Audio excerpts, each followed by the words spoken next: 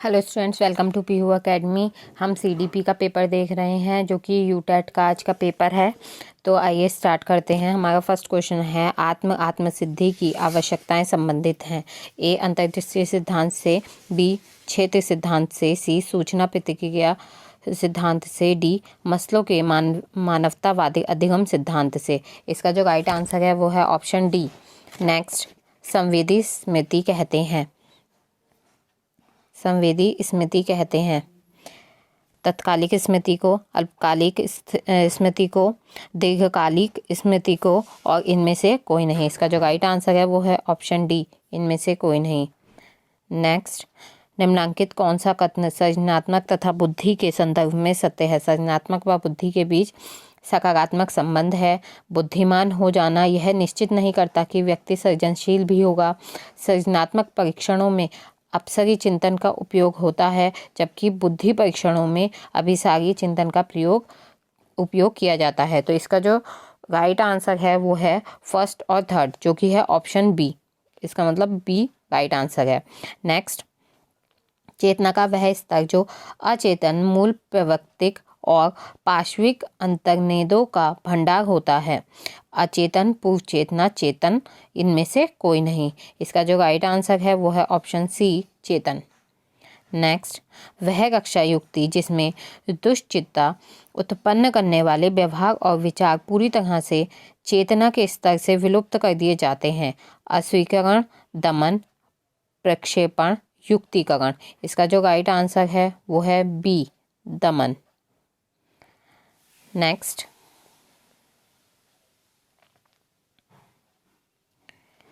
किसने व्यक्तित्व के सिद्धांत में अनन्यता संकट की बात कही है? Alfred Adler, Sigmund Freud, Erik Erikson, इनमें से कोई नहीं। इसका जो राइट आंसर है वो है option C, Eric Erikson.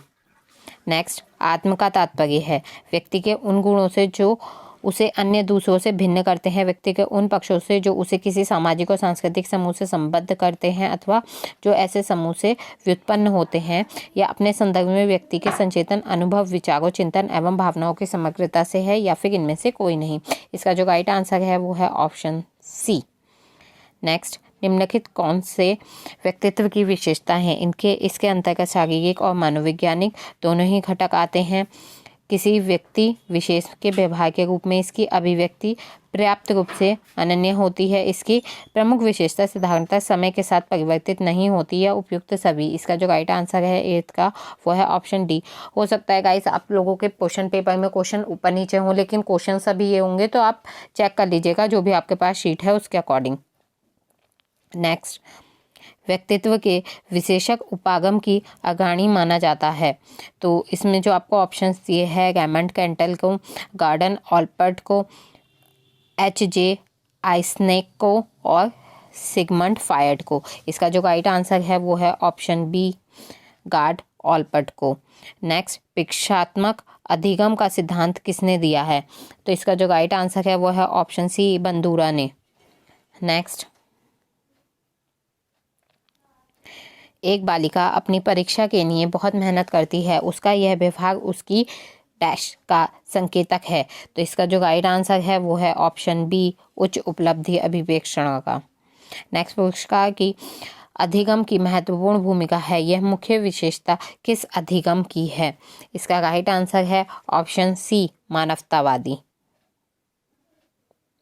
Next, नकारात्मक पुनर्वर्लन का अर्थ है इनमें से कोई भी उद्दीपन प्रस्तुत ना करना, अप्रिय उद्दीपन प्रस्तुत करना, दंड देना, या अप्रिय उद्दीपन का समाप्त करना। इसका राइट आंसर है ऑप्शन बी, अप्रिय उद्दीपन प्रस्तुत करना। नेक्स्ट, अभिक्रमित अधिगम निम्नलिखित में से किस पर आधारित है?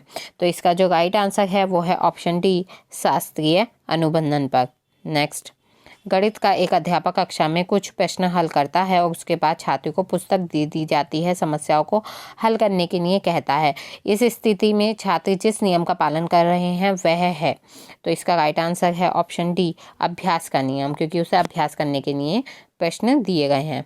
अब नेक्स्ट देखते हैं हम, अभिरुचि का अर्थ है तो इसका जो राइट आंसर है वो है ऑप्शन ए, किसी व्यक्ति द्वारा दूसरी क्रियाओं की अपेक्षा किसी एक अथवा एक से अधिक विशिष्ट क्रियाओं में स्वयं को अधिक व्यस्त रखने की वरीयता।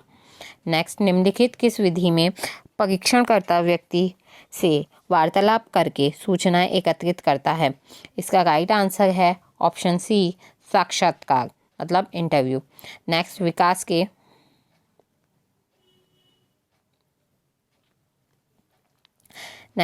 विकास के विषय में कौन सा कथन सही नहीं है? तो इसका राइट आंसर है ऑप्शन ए, विकास जीवन भर चलने वाली प्रक्रिया है, अर्थात विकास गर्भाधान से प्रारंभ होकर वृद्धावस्था तक सभी आयु समूहों में होता है।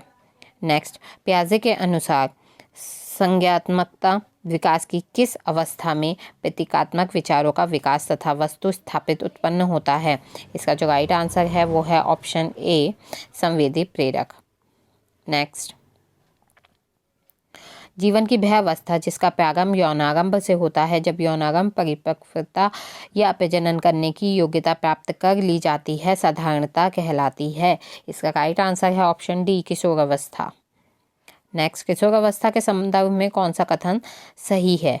तो इसका जो राइट आंसर है वो है ऑप्शन बी, किशोरों में अद्वितीयता का बोध उन्हें यह सोचने के लिए प्रेरित करता है कि कोई भी व्यक्ति उनको या उनकी अनुभूतियों को नहीं समझता।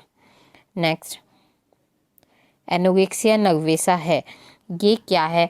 ये एक बीमारी है, तो इसके बारे में हमें बताना है कि ये किस तरीके की बीमारी है। तो ये एक शारीरिक विकार है, मतलब शरीर में होने वाली बीमारी है। नेक्स्ट, मंद प्रकाश के प्रभावन के बाद तीव्र प्रकाश से समायोजन की प्रक्रिया कहलाती है। इसका जो राइट आंसर है वो है ऑप्शन बी, प्रकाश अनुकूलन। नेक्स्ट, निम्नांकित कौन सा कथन अधिगम के संबंध में सही है? इसका राइट आंसर है ऑप्शन बी, अधिगम में सदैव किसी न किसी तरह का अनुभव सम्मिलित रहता है।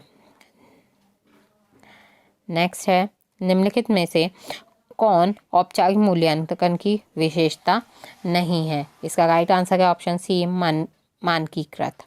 नेक्स्ट, बुद्धि का द्विकारक सिद्धांत प्रस्तावित किया था चार्ल्स स्पीयरमैन ने। नेक्स्ट, अनुक्रिया विस्थापन व चरित्रकरण की किस पक्ष के शैक्षिक उद्देश्यों में सम्मिलित है? इसका राइट आंसर है ऑप्शन ए, ज्ञानात्मक पक्ष। नेक्स्ट, निम्नलिखित में से कौन सी अभिप्रेरणा की प्रविधि नहीं है? तो इसका जो राइट आंसर है वो है ऑप्शन ए, पुरस्कार एवं दंड। नेक्स्ट, बच्चों के संवेगात्मक विकास को प्रभावित करने वाला कारक है। इसका राइट आंसर है ऑप्शन डी, उपयुक्त सभी। तब स्वास्थ्य एवं शारीरिक विकास, पारिवारिक वातावरण और आपसी संबंध, पड़ोस, समुदाय और समाज सभी से बच्चों का विकास होता है। नेक्स्ट, अनुक्रिया जन्य अनुबंध कहते हैं, तो ये पूछा गया है किसे कहते हैं? तो इसका जो राइट आंसर है वो है ऑप्शन बी, सक्रिय अनुबंधन को। आई होप वीडियो आपके लिए हेल्पफुल रहेगी। वीडियो अच्छी लगे तो वीडियो को लाइक करना और चैनल को सब्सक्राइब करना ना भूलें। Thanks for watching.